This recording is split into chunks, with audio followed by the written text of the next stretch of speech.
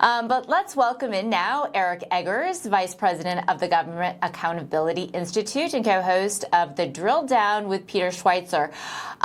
Eric, I wanted to talk to you about a report, an alarming report that we have covered about the EPA getting $20 billion in grant money from the Biden administration as the Biden administration was leaving office and doling that out to climate groups. And one of the climate groups it doled that money out to was $2 billion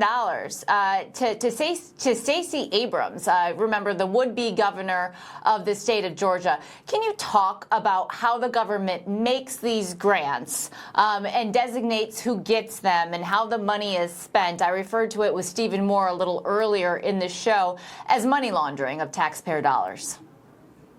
Yeah, if there's one word I would use to describe this process, it would be haphazardly. And I think as a poor fiduciary steward of United States tax dollars. You mentioned Stacey Abrams. Now, she is associated with this power forward group. The actual head of it is somebody that's a former Obama head of the Fannie Mae during the Obama time. And what Stacey Abrams and the actual head of Power Forward have in common is neither of them are scientists. And so the idea that we're giving $2 billion to a group that only was stood up the year before with $100 to its name. Remember this, Kelly, Power Forward only received its IRS nonprofit status the month before it received $2 billion from the Biden administration. What else happened the month before they received this money? Stacey Abrams wrote an op-ed in which they suggested that Joe Biden stay in the race and people continue to support him.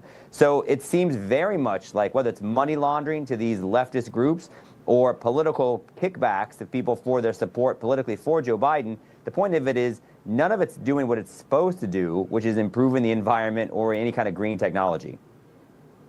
Yes, but it's improving these Democrats' pocketbooks. But Eric Eggers, I'm so sorry we had you on just for a moment, but we're going to have to cut away to take HUD Secretary Scott Turner live, now speaking at CPAC.